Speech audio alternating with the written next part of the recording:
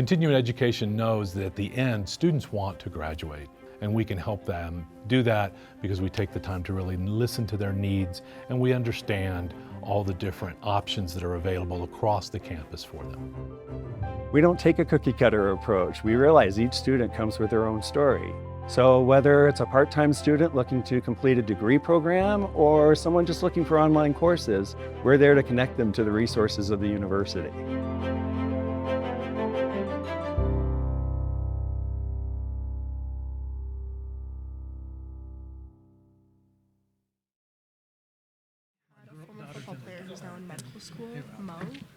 Everybody, good morning. Great to have you. I'm Quintanilla of CNBC and NBC News. For recording purposes today, it's Wednesday, April 10th. It's 10:30 in the morning. This is panel 17970 titled, What's Next for College Athletics? Before we get started, just some boilerplate. The University of Colorado Boulder, Colorado's flagship university, honors and recognizes the many contributions of indigenous peoples in our state. CU Boulder acknowledges it's located on the traditional territories and ancestral homelands of the Cheyenne, Arapaho, Ute, and other Native American nations. Their forced removal from these territories has caused devastating and lasting impacts. While the university can never undo or rectify the devastation wrought on indigenous peoples, we commit to improving and enhancing engagement with indigenous peoples and issues locally and globally. We'll do this by recognizing and amplifying the voices of indigenous CU Boulder students, staff, and faculty and their work, educating, conducting research, supporting student access, and integrating indigenous knowledge, consulting, engaging, and working collaboratively with tribal nations to enhance our ability to provide access and culturally sensitive support, and to recruit, retain, and graduate Native American students in a climate that is inclusive and respectful. As for Q&A, everybody's going to get a chance to ask some questions. We're going to reserve that for the end, but we're going to save a lot of time for it. We'll use a note card system. Chuck and Bianca, I think, will have these. Raise your hand. They'll get you a card. They'll race them to the desk. Make sure it's legible, I guess, and to the point. And if it's directed at a specific speaker, just let us know. As for our panelists, this is a powerhouse panel. I want to thank everybody for being here today. Tad Boyle, men's basketball. Kendall Wetta, women's basketball. Jim Martin, former regent and professor, expert in sports law, and of course, AD Rick George. Rick, I thought we could begin. I know we're going to cover NIL in some depth, but what a month, what a series of months it's been in college sports and women's college sports. I just wonder, talk about the temperature right now. It's been incredible to watch. Yeah, it's been great. I've always felt like if the women's basketball got the platform nationally and having more games on national TV, that their viewership would grow. And I mean, if you look at 19 million for the women's championship game, I mean, they've arrived in a big way. I'm proud of our two basketball teams making a deep run into the tournament with the women going to the Sweet 16. Coach Boyle team got to the round of 32 and really played great at the end of the season. I mean, our basketball is only going to get better, but we go into a tough league next year in the Big 12, and we'll be ready for that. And with that, as soon as the season's over, then it's like, okay, you got all these student athletes going in the transfer portal. The day a team lost, the next day there were players in the transfer portal, and maybe Coach Boyle can talk about that at some point, but our industry has got a lot of challenges, with NIL, with the transfer portal, and you can't talk about one without the other. And but what a great year for basketball in general. Even the men had a $16 million 16 million homes. Women, 19 million. I mean, just spectacular. And I know when we played in Albany, I think it was 8.7 million that viewed our product and our basketball teams and men's basketball. And that exposure for this community and the university is really important and really helpful. So proud of our teams and really proud of where basketball is going and how important it is on the world stage. Coach, I'll give you a minute. Talk about your experience the last few weeks, and in the business world, we've been covering the sports rights story pretty religiously. I mean, when ESPN sets records, pro or college, for aired games, we're in a moment, aren't we? Yeah, we are. There's no doubt. I mean, college basketball's it's been around for a long time. The NCAA tournament, I think, gets more viewership over a 3-week period than any sporting event out there, maybe other than some World Cup soccer. But what the women's game did this year, the explosion there, I think, has really created a lot of excitement. Certainly at networks, at the network level, which is where our games are aired, but. It is definitely a different day and age for our student athletes, for our coaches, for our administrators, for the NCAA, and I'm not sure I have a lot of solutions, but we can talk about a few today. We're going to try. Kendall, I wonder, I saw this headline in The Hollywood Reporter this week. It said, "Women's sports rights boom may have finally arrived." Does it feel that way? Yeah, I would say it absolutely does feel that way. You're playing in these big arenas and these big stages all across the nation when you're in the March Madness tournaments, and you really can just feel the amount of support that the women's game is gaining. Even from my freshman year, there's so much more recognition around it and coverage, and it just is very cool to see that, even in a 3-year span. Yeah, Carl, just to follow up on that. I just saw Charlie Baker, the president of the NCAA, come out yesterday and say there will definitely be units for women's basketball starting next year. And so for those of you that don't know, in men's basketball, there's a dollar amount tied to a unit, and a unit is when you get into the tournament, and then when you advance, you get additional units. The women have not had that, but in this new TV agreement, they're going to get basketball ad units that'll come back to the conference, and they're split evenly, and women's basketball will share in that next year, which will help our budget, and it will help elevate that game even more. So it's a big moment for women's basketball.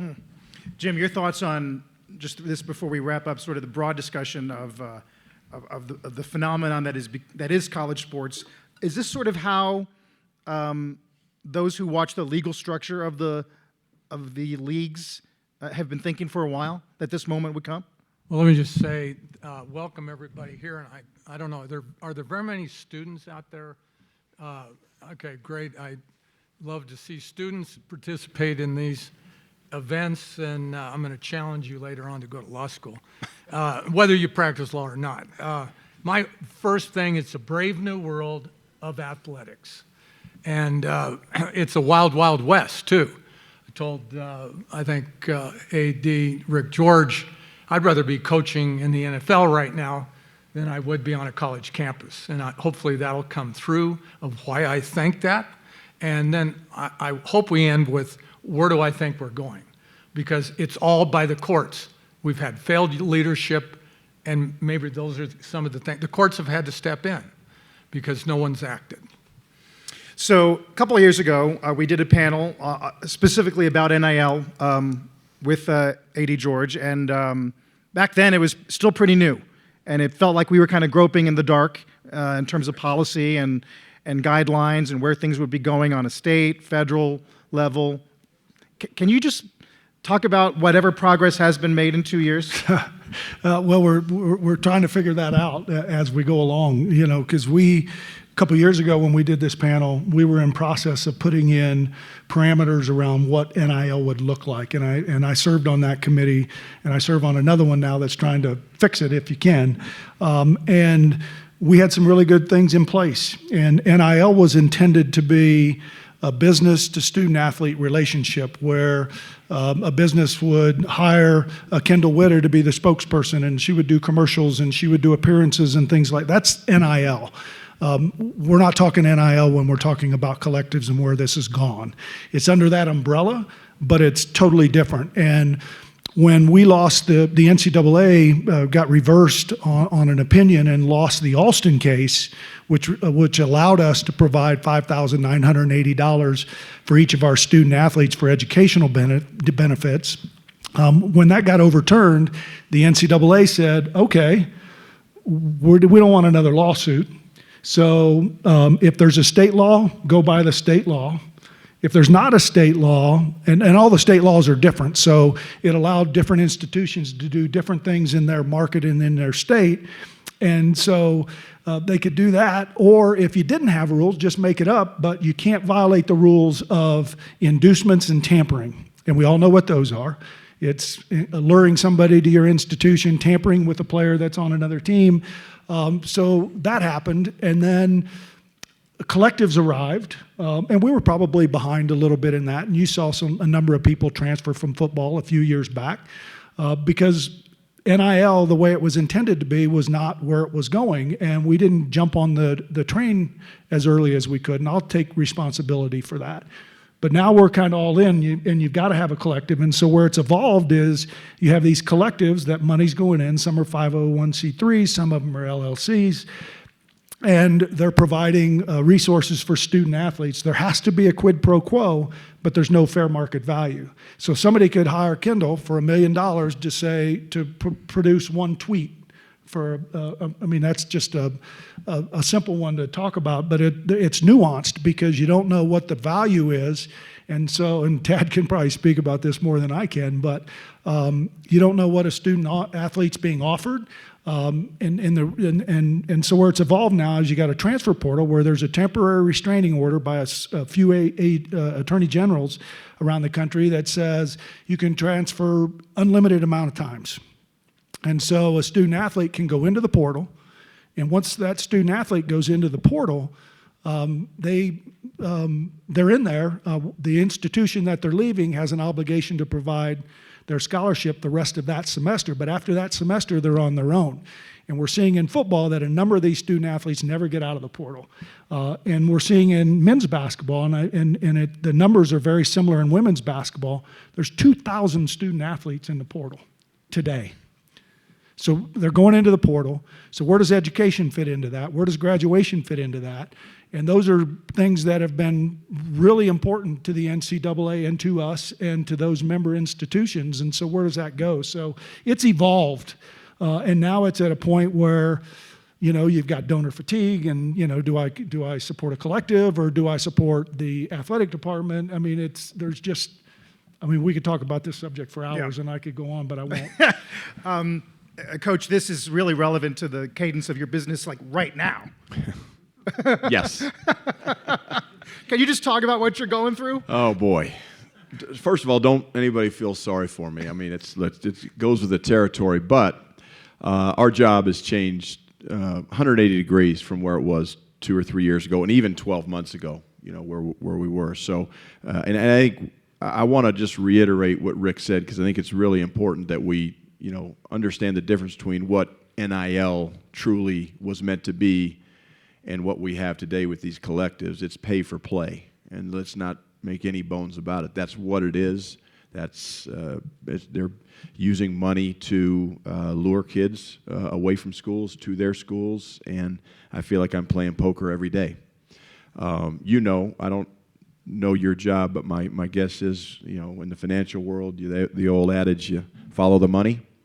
Well, when you follow the money, and the money is now going to the student athletes, what you get is you get the underbelly of our society that preys upon these kids and will go around and sign them up with the idea that if you sign with me, I'll be your agent, and we'll get you in the portal at the end of the season, and we'll get your value jacked up, because we will pit Colorado against Cal and Cal against Duke, and, you know, name the schools, right? And so as coaches, you know, you find yourself in bidding wars that you didn't ever want to be in, and you got to be really, really careful with that, because there are still NCAA rules, but yet they're not being enforced. And so if you sit on the sidelines, you know, and put your head in the sand, you're gonna fall behind really quickly. So finding that balance, finding, you know, the relationships you have with your current players. Again, everybody's got a number where they're going to leave, and then kids start talking, and, oh, Carl, you're getting this, and Jim, you're getting that, and, you know, I'm getting this.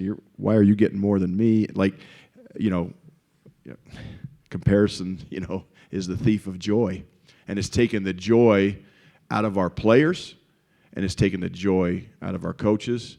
I'm not going to quit doing what we do in terms of recruiting great kids from great families and trying to help educate them along the way.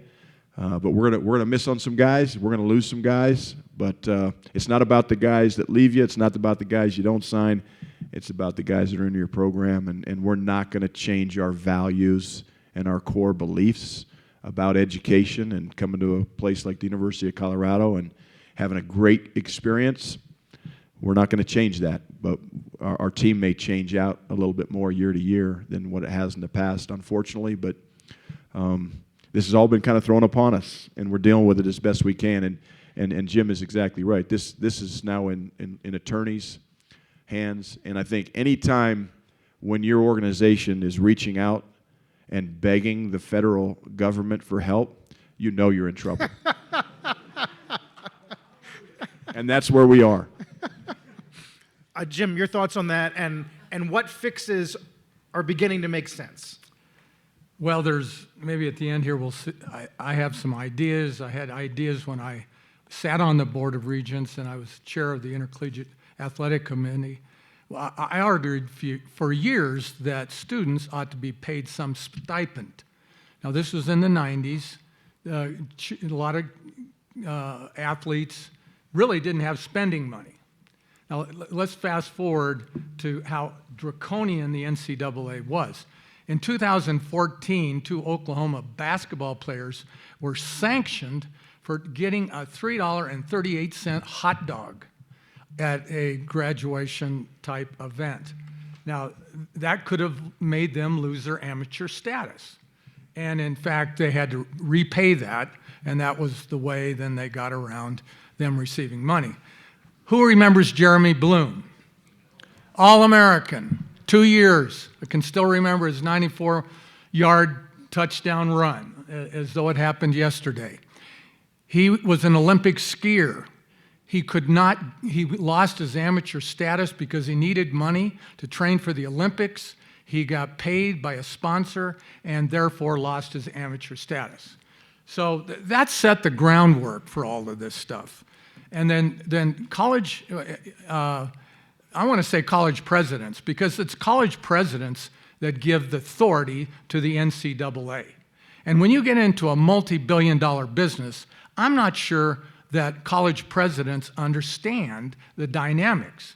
When I served, Coach McCartney made a little over $300,000. It was more of it wasn't a intramural sport. I mean, we had a lot of players, but we didn't have the TV money. So think TV money, because TV money is what's driving all this. And that goes way back to the NCAA of Oklahoma versus the NCAA. And the NCAA said, Oklahoma, you can't negotiate your own TV rights. It had to come through the NCAA, or they would sanction them. So the Supreme Court, again, these are going to the Supreme Court, these decisions. And like Tad said, this ought to come from Congress, but Congress probably can't, decide on which bag is wet, in any one, session. They've done nothing this session, but don't get me going on that. Because we need leadership, and it's got to be fair. It's got to be fair to the universities, and it's got to be fair to the players. Now, I think we know if it's pay for play, the NCAA's definition of amateurism is done, okay? Don't think of them as amateurs. Remember when amateurs used to play in the Olympics in basketball? Now it's all the NBA players. I have no interest. I never watched that. How about the 1980 Olympic hockey team when we beat the Finns and then the Russian and then the Finns to get the gold medal? That changed the course of everything. I think that as we move forward in this, there's got to be leadership, and the NCAA, this comes into what I think should happen, is that the Power Four conferences now ought to go their own way. We need a super league, but let me save that comment maybe during questions, because something has to be done. Because this thing it's going to melt down. It's going to melt down. And to be able to hire a kid away from a university that has the transfer portal, ability now. It used to be you had to sit out a year. Those collectives are giving certain players money in order to entice them to come to the university. Now, no one probably, that's kind of whispering. No one wants to admit the realities of this, but it is. It's pay for play. Now, as Tad knows, you can put a basketball team together with a couple players, and each, a point guard is worth $1 million, $1.5 million, and whatever. Now, God forbid okay, he needs $2 million. Okay. Rick's collective says it needs $8 million. Yeah, I know. So that's right, and you're totally right, Rick. I mean, it's the collectives. It's not that the athletes shouldn't get the money, but I'm going to talk about a case at the end that's going to change all of this dynamic if it goes into the Supreme Court again. All right, I promise to get to that. Kendall, I have so many questions for you. One is how you thought about comp when you were a kid, hoping that one day you'd play college athletics. And now that you're in it, what does comp look like, feel like for you, for your friends? How much of your day is spent thinking about it versus practicing and studying? Can you talk about that? Yeah, I would say growing up, you never really know what it's like to be compensated in college. So you don't really have an idea of what that is. But my freshman year, I got a little bit of a taste of like pre-NIL, and then once NIL was established, I've kind of experienced both. We do have a monthly stipend that we get, but with the addition of NIL, as a student athlete, and I think speaking for a lot of student athletes, it's been really nice to be able to market myself in and around the community and try and create value around that and really maximize my platform as a student athlete while I'm here, because this is really a cool opportunity you have for these 4 years to just make the most out of being a college athlete. And you only get 4 years. And so I would say I've done a good job of marketing myself in the community, like reaching out to businesses that I'm interested in working with and providing value to them in exchange something that I want out of them. So not only just getting paid, yes, there are deals that you get where you do get money, but also getting services, getting to be able to network with people in the community, build relationships, build connections. And that's not the case for all student athletes. I will say that I think as a female student athlete, I do have to work a little bit harder to reach out and make those connections compared to my male peers. But it is just a cool opportunity, and it is what you make of it, truly. So yeah, I would say it's been a really good experience for me, and I don't know a whole lot about what this new collective is going to be, but so far I've enjoyed NIL. I have plans of attending medical school after college, and so being able to save up as much money as I can while I am, in my 4 years here to be able to help pay for that after that is going to be fantastic, but that's just kind of been a little bit of my experience. Does it all come down to social media? Would you say that's the most important factor in determining one's comp? Yeah, I would say for the most part, it's not all driven by social media. So when he's talking about social media, a lot of companies want you to promote their company on social media, so that's the exchange that you're getting in return for the good or service. And so that will look like a post on your Instagram feed or a story or a reel or whatever that might be. And so I would say a large amount of what businesses are wanting comes through social media, but it could also look like appearances. Like I did something in the fall for the Denver Broncos. I was on a panel for International Day of the Girl, and they paid me to come do the panel. And it was just a really cool opportunity that I probably would have done even if I wasn't getting paid, but that just was an extra bonus where I got to go and kind of engage with members of the community and just be doing something that you wouldn't normally get to do if NIL wasn't around. I told Kendall before, I volunteered to be her agent because you need an agent in these days in order to traverse this unknown territory. And so, an athlete can't go out and sell themselves. That's what the collector is supposed to do, but you need someone as a third party making sure you have the biggest piece of the pie you can get. You're heavily involved, Rick, in recommendations that are kind of being formulated, standardized contracts and registrations for agents and things like that. How real are those are those possibilities? Well, look, I think they're real. And one thing I want to say about Kendall, this is our student athlete. I mean, this is what we're proud of. I mean, her doing the things the right way and the education, the medical school, that's our student athletes. And really proud of what she's done. And she has had to work hard for this. But that's what NIL was intended to be, is exactly what she's doing. She is representing companies and she's serving on panels and she's getting paid. That's NIL. And so, really proud of what she's done, and a number of our student athletes that are aggressively going out there and trying to monetize their name, image, and likeness, and they should have that ability to do that. But what we're talking about is not the same. Tad talks about pay for play. And, there has to be some kind of parameters around that, because it's not sustainable over time.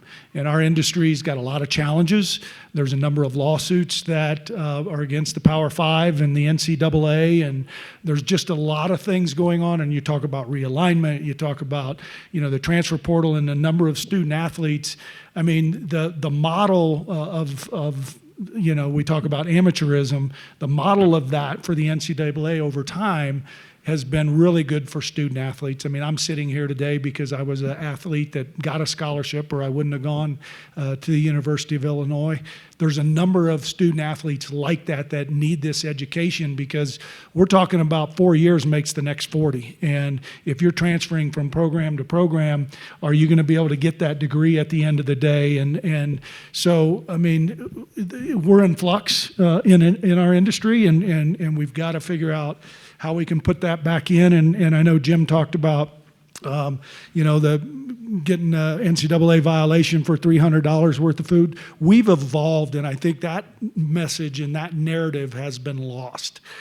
We now provide unlimited meals. We feed our student athletes 3 meals a day. They get a gold card that allows them to go to restaurants 4 nights a week in Boulder, that they can swipe their card. We've got psychological health performance. We pay for full cost of attendance in addition to their stipend. We don't take money out of their stipend for meals. The value of that, I mean, we've got an incredible psychological health performance department that provides mental support for them when they need it. Education, scholarship, academic support. I mean, we value that at about $140,000, and I think that's lost in all of this. I think we do a really good job of preparing them for the next 40 years, and that's our goal. But when you've got transfers that come in and out each year, I mean, do they have those same opportunities? And we'll see that probably 5 to 10 years from now. I think there's progress that needs to be made. We're still working on the things, Carl, that you talked about. The student athlete protections has been really one about disclosures and, making sure that agents aren't exploiting student athletes and taking a larger percentage than they should be taken, because we're seeing that happen. At some point, we've got to at least put our arms around this, but, you can see where some of this is going. They're talking, Jim mentioned about the power conference of the Power Four maybe splitting off, and is that the right thing to do? But you're only talking about 2 or 3, maybe 4 sports that generate additional revenue for the athletic department. Football's 70% of that. Men's basketball is the next in line, and then women's basketball. So what happens to all the other sports? And that has to be part of this discussion. If I'm the USOC, I'm out there talking about, this is my feeder system. 84% of the student athletes that we get to compete in the Olympics are going to one of your institutions. And if we're not providing that same amount of support, because money only goes so far, and I think Tad said it earlier, follow the money. These are challenges in our business and in our industry that we have to get our arms around to make sure that we're providing meaningful opportunities for young men and women that come into our program. I don't know if I answered your question. No, that was really good, actually. And we're getting a lot of questions, so thank you. Keep them coming. One is for you, Rick. Across the entire D1 ecosystem, all sports, what percentage of athletes do we think are benefiting financially? Oh gosh, I think you're going to see more women's basketball players being represented because of the value now that you talked about social media, and it's about number of followers and the impact that you can have on doing that. I think football probably is a large majority of those that are getting, but not all of them. Men's basketball is probably next, and then women. There's only so many opportunities, but those three sports are garnering the most. And I would say that, gosh, I don't know, Ted, maybe 50% of your team gets, real NIL deals or. Yeah, I don't know the real. I know. I don't know. That's between them and the businesses, right? I don't get involved in that. That's supposed to be, what they create for themselves. So, yeah, but it's not a large percentage of student athletes. And I think if you look at, we have 17 sports, and I just mentioned 3 of them. The 14 sports are probably not getting as much. And most of them aren't getting anything at all. So that's just a reality. And I think, at this level, our 100% of our players are getting, financial support, but you go, an hour, 15 minutes northeast of here at University of Northern Colorado, where I started my career, and maybe 2 or 3 of their players are benefiting. The rest they're just getting their scholarship and their stipend, just like the old days. So the lower level schools, and there's a lot of them out there, the majority of basketball players aren't, and I'm sure women's basketball players aren't, and track athletes aren't. So you're really talking about the Power 5 and the bigger, funded schools. I'd like to apply that too, just with one particular sport. You have the quarterback of the football team worth $4.7 million. The center may not have 1 penny in NIL money. So, I don't know how much athletes are sharing what they're getting here, but it's basically inequitable in a college environment. And so, one of my things I've always been under, in terms of words have meanings. And we use this word student athlete, I think too loosely. In this transfer portal, I wonder how many kids are transferring because they want to have a better political science department or a bigger, better engineering department. Now, there are some, maybe with that, but that's kind of the things that make this whole thing the Wild West. And so the sooner we realize that, and Congress is enacting, the NCAA is enacting, we need more lawyers in order to figure this mess out. Says the lawyer. I mean, I swear, you could have to stay on top of this issue weekly, if not monthly. And so, it's a great time to be around if you're receiving money. It's a great environment to be in college athletics. I might say, the NBA has, or let's say NFL has its own, it doesn't have a farm system. The Major League Baseball has a farm system, as we know. And so hockey has a farm system. So the NFL is using colleges as their farm system. So those are the kind of things that we're at the table negotiating, I want to bring up. This is a good one, Kendall, from Katie. How are we supporting our student athletes' social, emotional, and spiritual health in this rapidly changing environment? How can your mental health community support these young people better? I don't know if you have thoughts on that, because you don't sound like you're upset at any of this. Yeah, and I mean, Rick kind of mentioned some of the resources that we have that help us with mental health. But no, I wouldn't say I'm upset. Like I said, I do think it's just a great opportunity in the era that we're in right now. And I've been putting in a lot of effort, and so I've been getting a lot of return on that. But yeah, we do have PHP, which is a place where you can go. I would say, at least for me, speaking on my behalf, the NIL isn't what causes mental health issues or anything like that. I haven't had struggles with that or concerns or anything along those lines. It's just an extra thing that I can do when I have time to maximize my value, point blank. The PHP is more so if you're dealing with other things, or maybe you're frustrated with basketball or home life or whatever it may be. And so we do have resources like that we can always go to. We had one of our PHP ladies travel with us throughout the NCAA tournament and is just there to listen and kind of help in any way, shape, or form that we may need. So we always have those resources available to us. Is there a sense, Coach, that it is a bigger issue for administrations than the players themselves?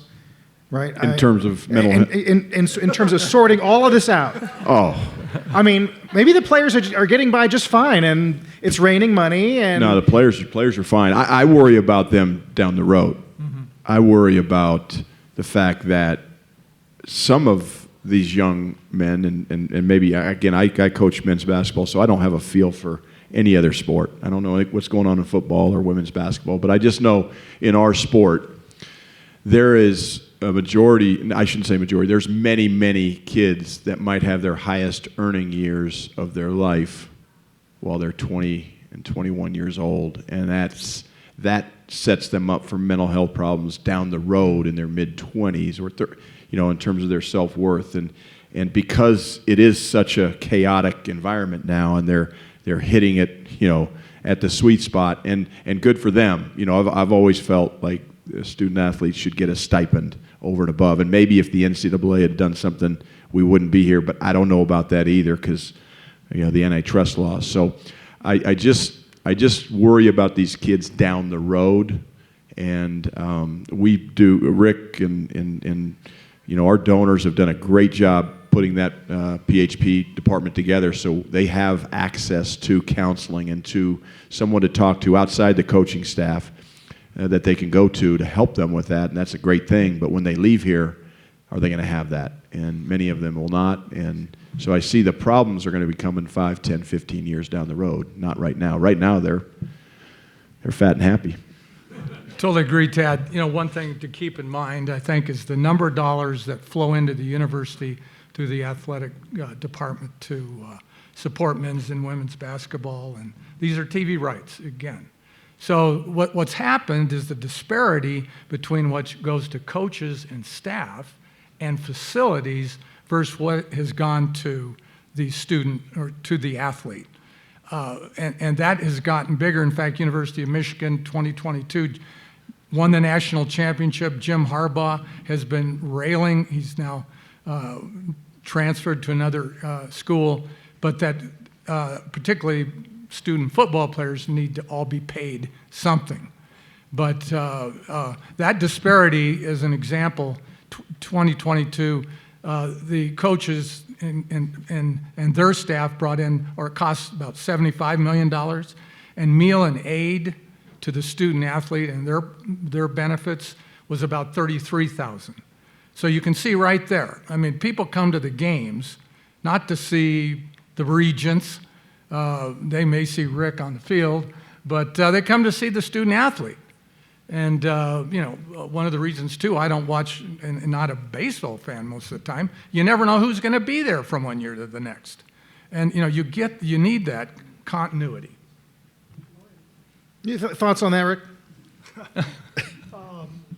Yeah, I mean, look, there was a time that, if you don't have great facilities, you're not going to attract people here. We've got this incredible backdrop, the best backdrop in America, in my opinion, for a college, a university. There's nothing like it. But there was a time where we had to build a facility, and that facility has really enhanced our ability to provide the resources that we provide for student athletes. So I think Jim's right. A few years ago, they weren't. But when you value a scholarship at $140,000, that's a lot. That's more than most people are making in their jobs, and we're providing that. Should the student athletes be able to monetize their name, image, and likeness? 100%. But if and again, there's a number of institutions that are paying coaches way too much. And I agree with that. And there's, when they were building facilities, somebody built a putt-putt golf course. I mean, that's just like saying we got all this money. No, it was Clemson. We did some things that, and some of this is our fault, as administrators, that we didn't say no to a lot of this. If you think about the NIL, where the NIL was when we were moving in the right direction, it was about Kendall Wetta, and it's about her working to get monetize her name, image, and likeness, and she's done a great job with that. But then it got to, okay, well, we're going to put this collective together so we have all this money to recruit a great class, or to, you know, to be able to compensate our student athletes to get them at a higher level. And then once the one collective, then there were multiple collectives. And as I said earlier, we were behind the 8 ball on that, because we hadn't evolved to that, because I was still focused on what is real NIL. We created an exchange and we did all these different things. And then we were like, okay, well, if we don't do this, then we're going to get left in the dust. And, you know, like I said, a few years back, we had 20-some football players that transferred out because they wanted to get NIL opportunities. And so, yeah, I agree with some of that. I mean, we are paying some coaches too much. But again, the model of the NCAA has worked historically for almost 100 years. And now we're got all these different entities that are they're having a say in our industries. And you talk about lawyers, and you talk about these union leaders, and they're all making money. And it's costing us a lot of money for hiring outside attorneys and things like that to be able to navigate through some of these lawsuits that are there. So look, the people that are challenging our industry are out there because they can make money on our industry. That's a fact. And not a lot of people talk about that. But we're doing a lot of amazing things for our student athletes. I'm proud of what we've done here, and we're going to continue to make sure that we set our student athletes, whether they're here 1 or 4 years, for the next 40 years, and that's our responsibility. On that point, good question. I don't know enough about this. You still got me? No? Mic check? No? Still good? Jim, the question is, what is the relationship between NIL and the collapse of the Pac-12, if any? I'm not sure it has a lot to do with it, but it's certainly showing where and how the new leagues are now coming together. Again, it's money. And I agree with Rick. We have great facilities. You've got to play, but it's an arms war. You know, one school builds a $45,000 facility, then that becomes the standard, and then the standard becomes higher in order to, compete, as they say, with the big boys. I'm not sure that is what the university mission was to begin with. And I have some ideas you never want to get rid of athletics. I mean, the fans would whatever, they'd revolt. So, that's a lot of times the only thing they relate to after they graduate. But, how do we break the arms race? How do we become equitable? I've got some ideas, and I don't know when I'm going to throw those out. Why not now? Okay, well, let me take the first one here. Dartmouth, there was a move a couple years ago in Northwestern, and then it died a slow death. But that athletes are really employees of the university.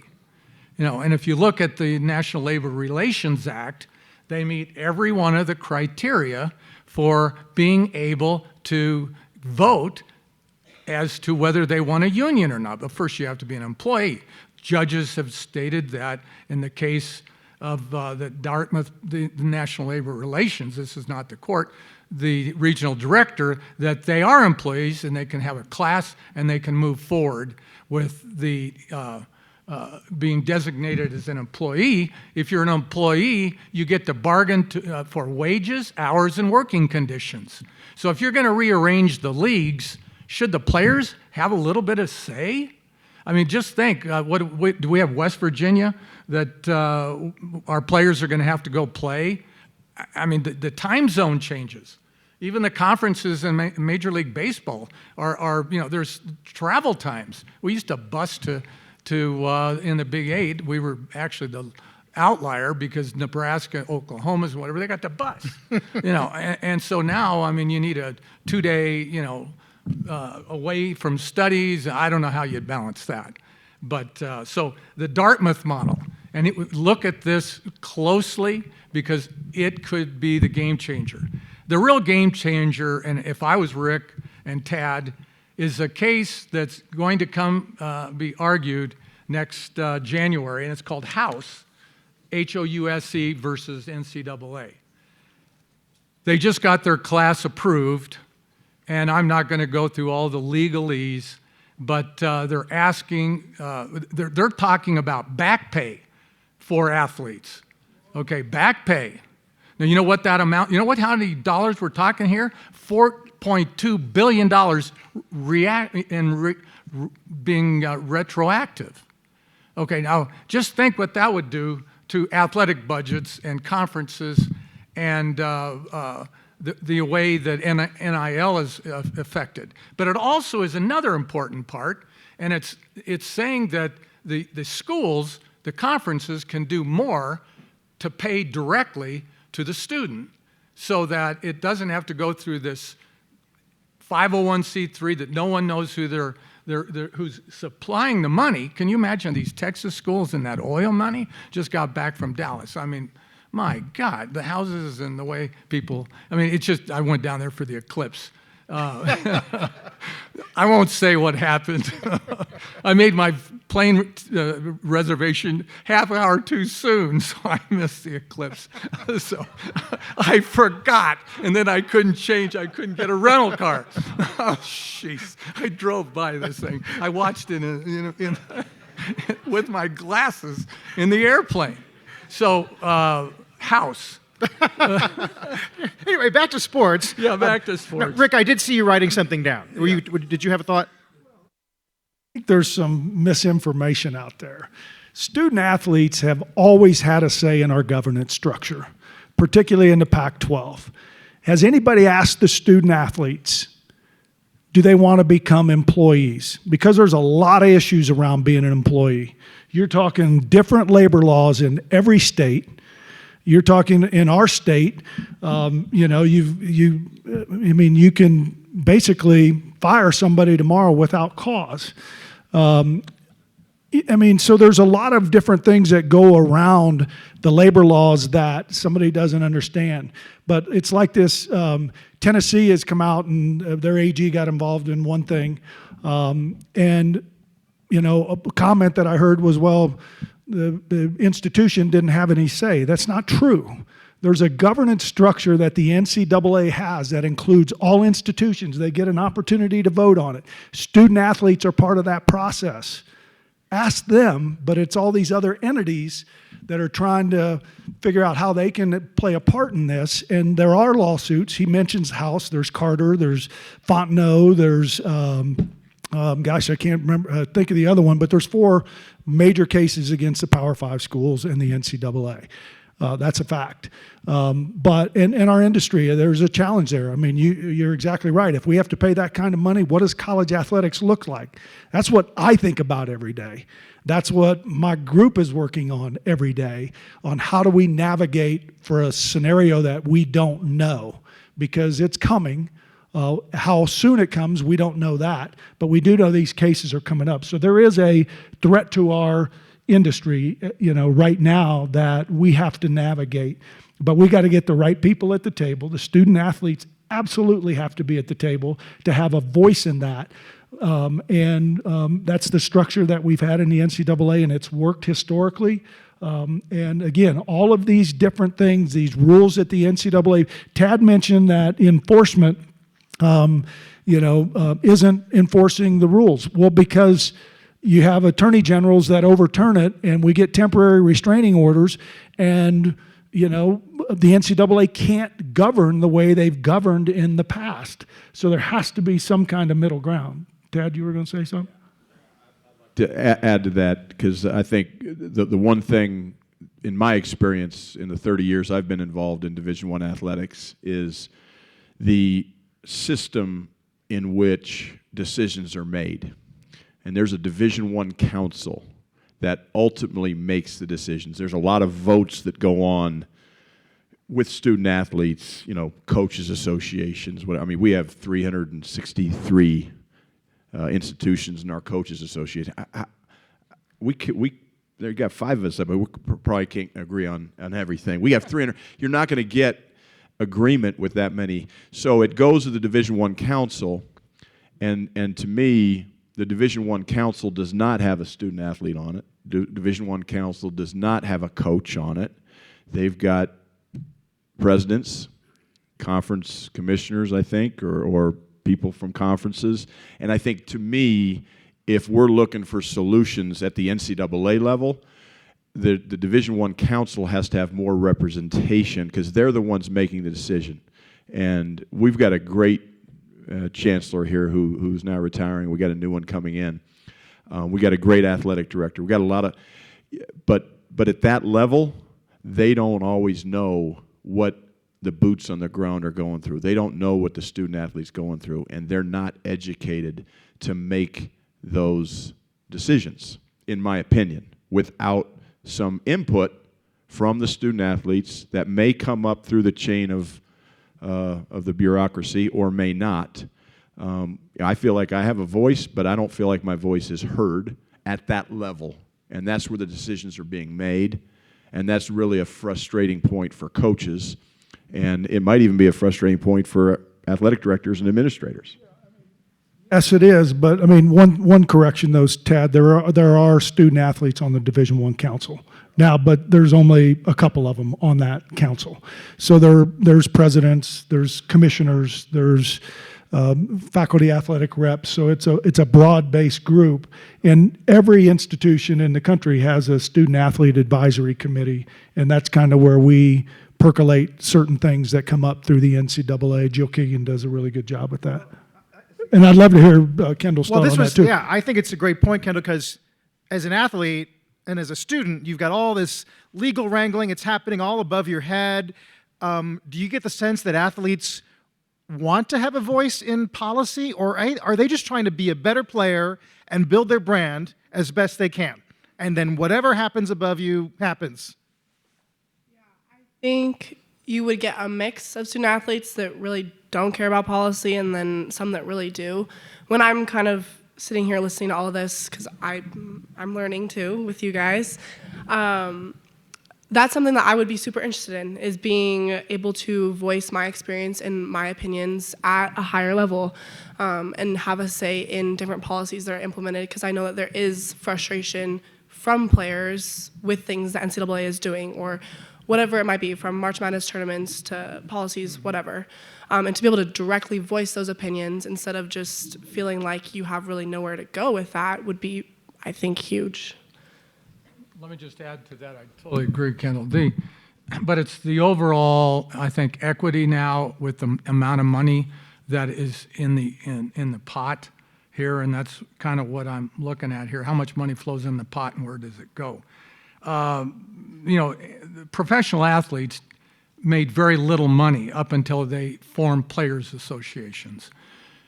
And there they had this, here's what you can have meetings all day long. You can have advisory reports. It comes down to a contract. It's called the collective bargaining agreement, in which you be able to bargain that if you're in a non-revenue sport, in lacrosse, soccer, that they can't take away your scholarship after 1 year.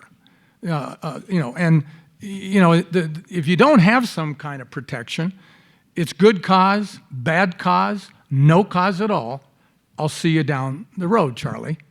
And I just think, and employment law was my love when I was in law school, because we worry about our real estate and our money investments. Your job is, or in this case, the performance in an athletic endeavor is what these people have trained for and continue to train. And it brings out all the best in people because it requires discipline and passion and taking risks. And that's what we need to instill and still have the benefit of having, when that money comes in, it's equally shared. Tad, you mentioned, you said you weren't going anywhere as a result of all this. But there is a sense that coaches across divisions. Or school. I'm not going to go to another school. I didn't say I was not going to go anywhere. Right. But there's this sense that coaches have spent decades building formulas, right, for recruiting and retention and success. And when Nick Saban gets up there in front of Congress and goes, you know what, this had something to do with my retirement decision, Do you think that feeling is common? Absolutely, yes, it is. I mean, in our sport, Jay Wright, at Villanova, stepped away. Roy Williams at North Carolina, Mike Krzyzewski at Duke. I mean, legendary coaches. Jim Boeheim at Syracuse, who, did the Westwood One radio game when we were in Dayton playing Boise. I got a chance to spend some time with him and pick his brain. He's really happy right now. And he's glad he doesn't, he's not in it. So, yeah, it absolutely, whether it's, Nick Saban on the football side or the guys I mentioned on the basketball side, it's I'm not saying it's the only reason, but it's a significant one from the people I've talked to. And when you think about, I mean, given all the attention that this takes to manage and understand, what do you think gets lost as a result? Is it team cohesion? Is it motivation? Is it some other administrative headache you would have had to handle anyway? That's a great question. I think this time of year, what gets lost is vacation time, time with your family, time where you could be, decompressing after the season. So that gets lost. But again, there's no reason to feel sorry for coaches. We signed up for this. I think once the season starts, you just got to go back to why you coach and what are you doing? What are you in this for? And I got into coaching to have I started as a high school coach. I got in this profession to help young men grow and develop basketball-wise, socially, be a role model, and have a positive impact on their life. That's why we did this, and we can't lose sight of that, and I haven't lost sight of that, and that's why I say I'm not going anywhere. I just hope we can put a team together that has enough talent to compete in the Big 12. But once the season starts next year, it's going to be business as usual for me. One of the questions that came through is does NIL create problems and conflict amongst players? And at certain institutions it does, based upon how they handle it, how they structure it, which is open to every school. There's no blueprint. There's no best practices with this because it's the Wild West. So you try to stay true to your core values, which for us is trust, character, work ethic, and valuing a college degree, and having a heck of a lot of fun, coaching and playing the game of basketball at this level at a university like this. That's not going to change, but I hope we can put a team together that can be competitive, and we'll see if that happens or not. It's a really interesting point that each college kind of has to make their own blueprint, right? Yes. How would you describe ours?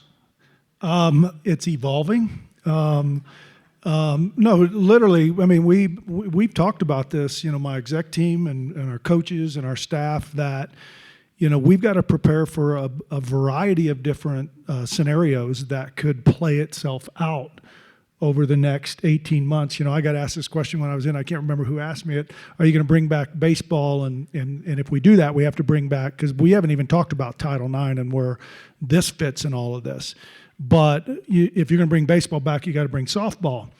But with our industry today, with the challenges that we have with the lawsuits and what have you, and a potential collective bargaining agreement, and there's something out there about 20% of your revenue goes to student athletes that's out there. There's 4 or 5 different scenarios that we're talking about, because the way the NCAA's model has worked historically for years, particularly in the FBS schools, football, men's and women's basketball drives all the revenue. That's where you get your ticket sales. That's where you get your multimedia rights. And those 3 sports have really funded all the other sports at all the other institutions. And of course, donor support that we get and all that. But that's reality. I mean, that's what's happened in our business. And the one thing, Jim, that I'll say, you made that comment about you don't know what your scholarship is. In our conference, and what we've had to do is when we sign a letter of intent and a financial aid agreement, there has to be a dollar amount in there for the 4 years. And so a student athlete knows what the minimum they're going to get. In her sport and TADS, they're full scholarships in all those sports. So if they get a full scholarship, they're going to have it through their career. But if you're an equivalency sport, you're going to get a percentage that you're going to get of your tuition and fees that'll be in that scholarship. But it's a 4-year commitment, and that can grow, but it can't go down. Let me just say, is this on? Yeah. We certainly applaud Coach Prime and Rick's great ability to have him come in here. I would make a bold statement. He wouldn't be able to be doing the things that he's doing with the team right now before the transfer portal. That's where he's getting his players. You had to at least is not as fast. He's a great leader, motivational, beyond other things. But that transfer portal, and he's young. He doesn't remember the way Nick Saban had to keep people over at his house and give them, Sunday brunches or the other, coaches that even Tad mentioned. So that plus the NIL money, I need a quarterback. Where am I going to find one? Well, there's one down in that wants to transfer out of Florida because there's somebody in front of him in second year. Now we got $1 million in our collective. Again, Rick isn't approving it. Tad isn't approving the big center that he's going to, or point guard. I don't know what Tad needs next year. A number of people are transferring, so he needs some time off. He's had a great season, great run. But, when you look at the issues about how fast you can turn a program around now, it's with these two things again.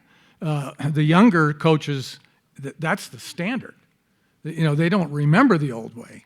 And so, it's the fan understanding this too, I think, so they know, who we're putting on the field and how the rest of the sports are handled. And I agree with Rick that, football, and men's basketball, or maybe women's basketball this year, are the only ones that have revenue positive, streams.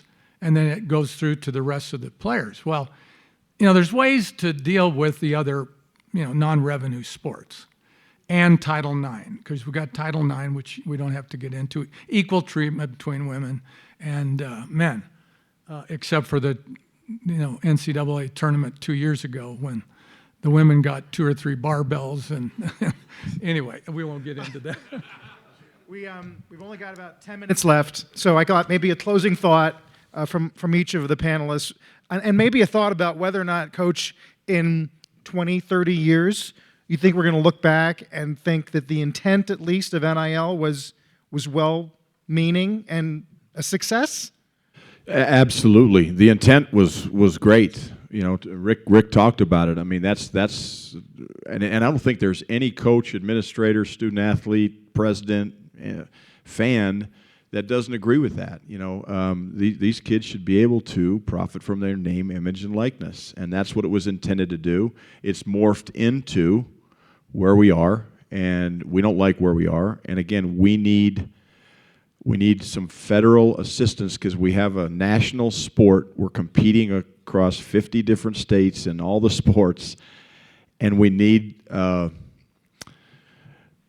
rules. We need some guidelines. We need some equity. And not that you're going to have total equity, but you have to have some basis of reason, of what's reasonable for these young people to receive. And that's going to only happen through collective bargaining, in my opinion. And I don't know how long it's going to take us to get there, but to me, that's where this is headed. We need some help because at the federal level, because we have 50 different states with 50 different labor laws, and some are unions, some are not. And until we get that, and I know Charlie Baker, he spoke to our coaches association in Phoenix last week, and he's asking for a special exemption or a special class for collegiate athletics. And if we could somehow figure out how we could do that, that would be great for everybody. But I don't know when it's going to happen. I don't think it's going to be anytime soon. Closing thought is the intent, obviously, with NIL was good for certain people. outside the university, as we said. They're not tied with the university. That doesn't address the arms race of coaches' salaries, of facilities, and just because Alabama pays its coach $8 million, now the next one gets $9 million, and it just becomes an arms war with coaches and that money needs to come. The university needs to recompense the student athlete or the athlete. Here I use student, there's ways to finance this, and we always use football and men's basketball. In fact, Tad turned this thing around. And then let me just say, I think that'll only be done through a collective bargaining agreement. And we call it a players association, so we don't have to use the word union. It's meaning are in words, and they don't call it generally the NFL union, it's the NFL Players Association. So but the reason is that they can split the monies that go to the owners, in this case the universities, and the players. And there has to be some correlation dollar-wise to that. And that's why there's salary caps and whatever. So we got to get on with what's worked in professional sports. This is a profession. This is professional. And I think, besides standardizing the portal, that's another thing. The state laws being, you're never going to get 50 state laws the same. We know that. So I do think it's an exciting time if you are in the arena, but it's also a very dangerous time because there's going to be the haves and the have-nots. And it's now a question of which camp are you in? Speaking of being in the arena, Kendall, we're so glad we had your voice on this panel. You're literally in the arena. A closing thought from you? Yeah, I would just say I am very thankful for the opportunities that NIL has provided me with over my time here, and I think that it is genuinely a very good thing for student athletes when it is done correctly. But I do, as I'm listening up here, think that it is kind of starting to get out of control. Even with my team, we obviously had a lot of people leave this year and are going to be having a lot of people coming in. And when you're talking about building a team culture and a team that you want to be on and play with, you do get the people that just want to go wherever the money is. And so it's harder, I think, now to really gauge whether or not you're getting people that want to buy into the culture and want to be a part of a winning program, or if they're just coming for the money or leaving for the money in that sense. And so overall, good thing, but rules. And Rick? I was just trying to write down my thoughts. You got a couple hours. We can talk about it. Look, I think we're in a I don't know if it's a moment in time, but this is an important time in college athletics. There is a significant threat to where intercollegiate athletics is going. That's a fact. We're seeing different lawsuits, and he mentioned one at over $4 billion, and there's others. There's a significant threat to our business. I do believe that student athletes, the way Kendall's doing it, should be able to monetize their name, image, and likeness. Had I had that opportunity, I wouldn't have made any money. We do need federal support. The transfers has to be considered in this, because if you look at one of the key values of intercollegiate athletics has been to provide meaningful education opportunities for student athletes. And we can't lose focus on that piece. And there has to be something that's tied to academics with these transfers. And I think the NCAA is talking about that. There has to be something, because if we go 4 years and a student athlete leaves that school and their eligibility is over and they don't have a degree that they can fall back on, we failed. And we got to remember that these are 18 and 22-year-old young men and women that aspire to be able to play out their trade, which in Kendall's case is women's basketball, and be able to get a meaningful education that sets them up for incredible community leaders in whatever community they go to. As it relates to coach's salary, I agree that some are too high, but let's take Coach Prime as an example.